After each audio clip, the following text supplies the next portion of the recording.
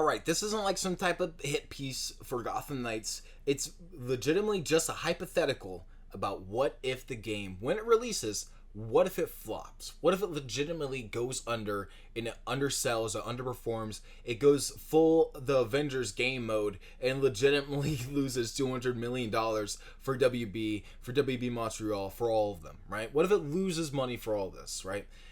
If this happens, I want a lot of people to understand that WB Montreal probably will be in a legitimately wonky spot. They would be in such a position where if this game flops, like, there's not much potential that they would most likely stay open. Like, I don't know if, I'm understanding the business side of things correctly. But the fact that there's a new leader who can oversee everything that they're doing, someone that can easily go like that, and everything that they work on for their quote-unquote second game that they're apparently working on, that can be turned into dust overnight.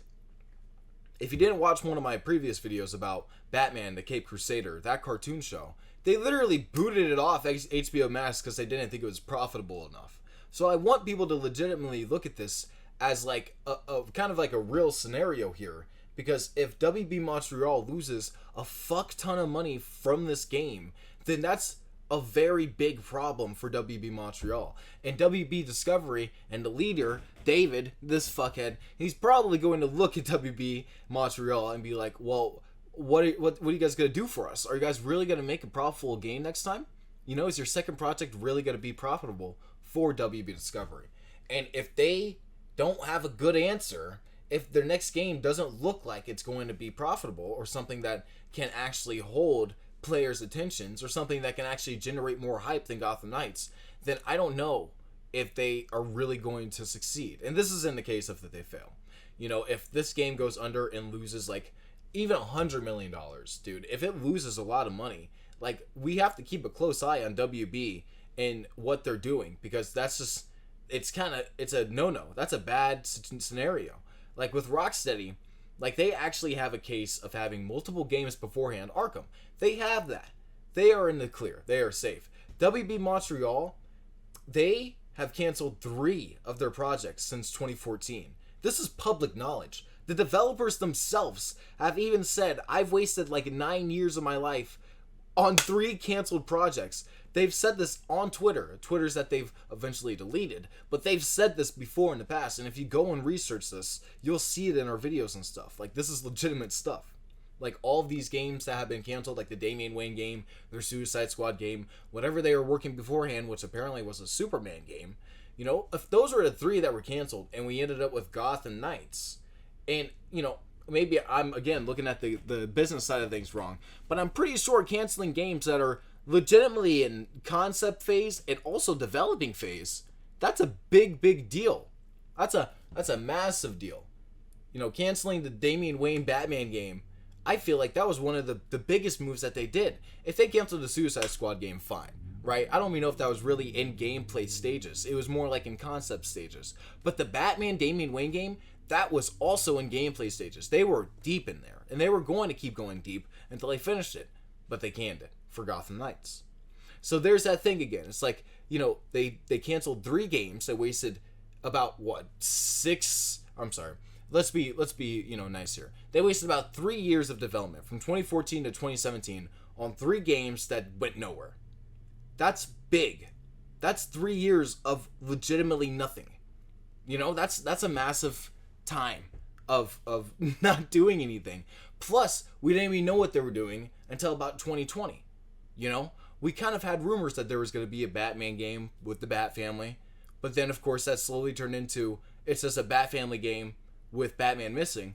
That was actually something that Scott Snyder revealed back in like 2017 to a random person at Comic-Con. Anyway, what was going on around that time, they were given a lot of leeway there. And I feel like now under this new leadership, if that ever happened again, they're donezo. They're done. They're not going to be going any further. We've had reports that Wonder Woman, their game, they're A-okay and they're safe. But again, if they actually have a chance to prove themselves, they already have proven themselves with like the Mordor games, the Shadow of Mordor. Monolith has proven themselves multiple times. My point is that WB Montreal hasn't really proven themselves enough. Like Arkham Origins, yeah, it was a good game, but it wasn't really theirs, Like, most of the assets came from Rocksteady. The team that's even working on Gotham Knights now is not even the same team as what was working on Arkham Origins. So it's a completely different, landscape there.